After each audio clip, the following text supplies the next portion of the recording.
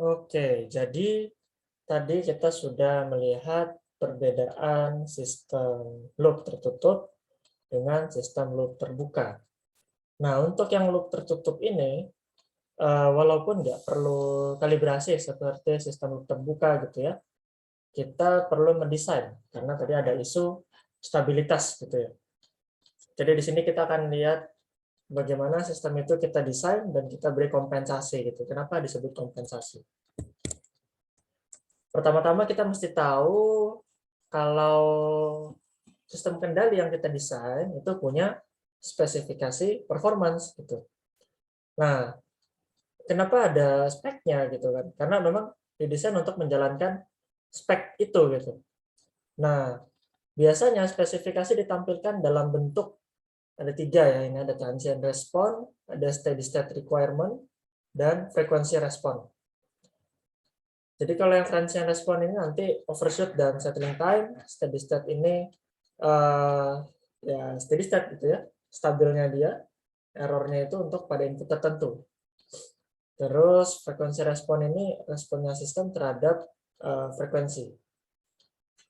Kesesuaian dengan spesifikasi dapat yang ditentukan akan berdampak pada akurasi, stabilitas, dan kecepatan respon dari sistem tersebut.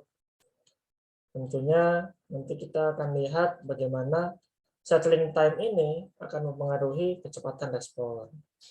Steady state ini mempengaruhi stabilitas. Akurasi ini dipengaruhi oleh overshoot, seperti itu. Namun penting untuk tidak menetapkan spesifikasi melebihi kebutuhan untuk efisiensi, kompleksitas sistem, dan anggaran. Artinya ketika kita mencoba mendesain sistem kendali itu ya, sesuaikan dengan kebutuhan. Jangan terlalu tinggi speknya.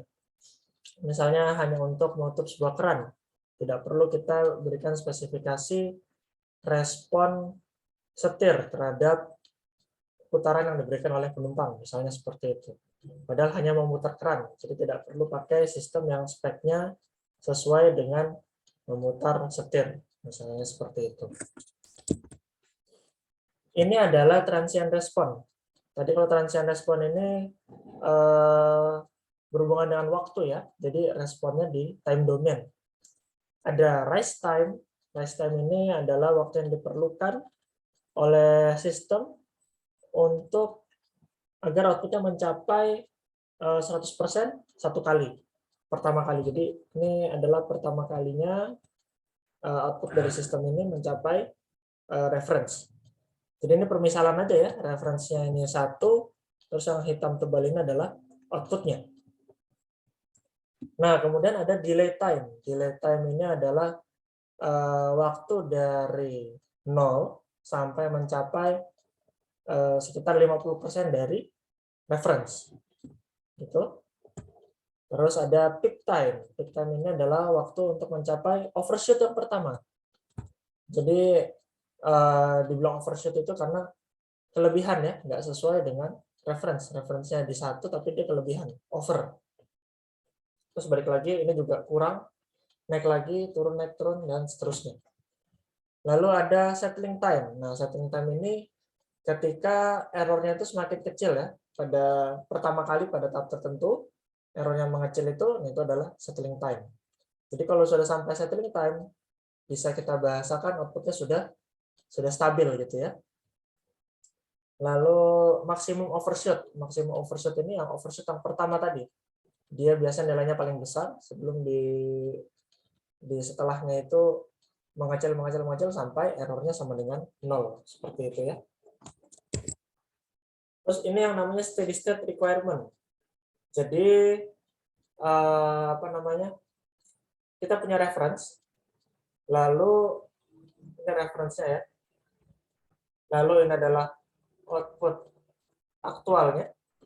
Nah, di output aktual ini ternyata pada kondisi stabil gitu ya, outputnya sudah tidak berubah-ubah, itu ada perbedaan dengan reference.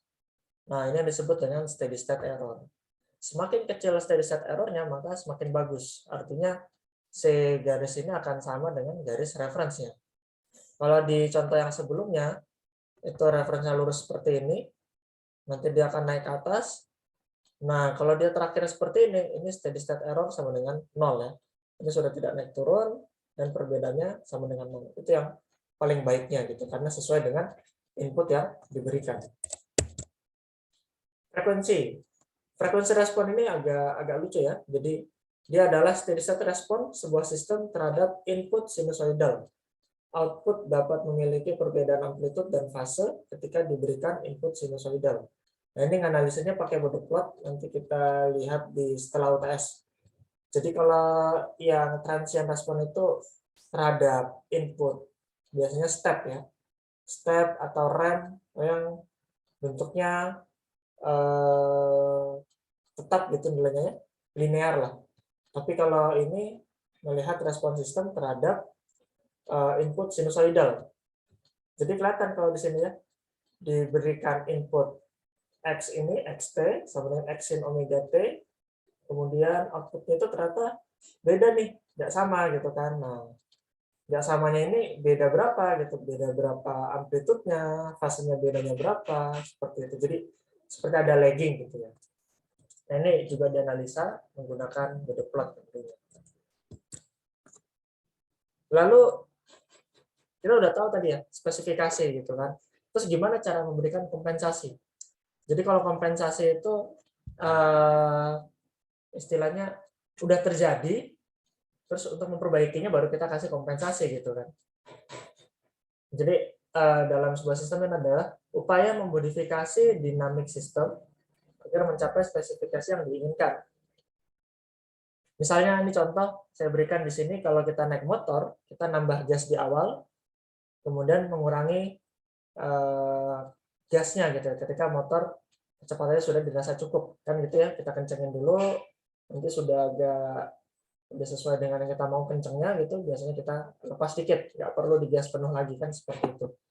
Jadi ada kita sesuaikan inputan yang kita berikan gitu. Jadi ada penyesuaian supaya tercapai spesifikasi yang diinginkan. Metode-metode untuk kompensasi nanti kita akan belajar juga, itu ada root locus, ada frekuensi respon, ini yang tadi disebut Bode plot gitu ya, dan ada state space. Pada kontrol yang kita pelajari kan PID. Jadi kompensasinya itu berupa konstanta PID. Jadi ada KP, KI, dan KD. Ini P-nya untuk proporsional, I-nya integral, dan D-nya diferensial. Dan ini memberikan efek tertentu kepada, contohnya di sini ke transient responnya ya. Ada rise time-nya, kalau diberi KP itu rise time-nya akan decrease, overshoot-nya akan increase, settling time-nya bertambah sedikit, steady state error-nya berkurang, dan seterusnya. Jadi kita kombinasikan besaran KP, KI, dan KD ini agar sistem kita tadi bisa mengikuti spesifikasi yang kita inginkan. Nah, ini terakhir dari prosedur merekayasa sebuah sistem kendali. Pertama kita tentukan model matematis sistemnya. Kalau sudah, maka kita tuning parameter ya, kompensasi parameternya. Lalu analisa teoritis, apakah sudah memenuhi kriteria, terutama tentang stabilitas. Jadi biasanya dari sini kita nentuin sistemnya dulu, lalu kita nentuin parameter kendalinya atau kompensasi di sini. Terus kita analisa apakah sudah stabil atau belum. Jadi ini masih basisnya simulasi ya. Di 3 bagian pertama ini masih simulasi. Kalau sudah simulasi, kita buatlah prototipe pertama gitu, loop terbuka dulu. Nah, ini nanti pada loop terbuka ini kita modifikasi fungsi alihnya. Kita belajar nih, fungsi alih ini apa.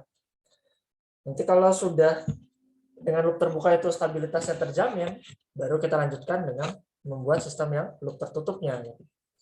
Kalau tidak sesuai, diperbaiki kembali prototipenya sampai sistem kendali tersebut dapat diandalkan dan ekonomis.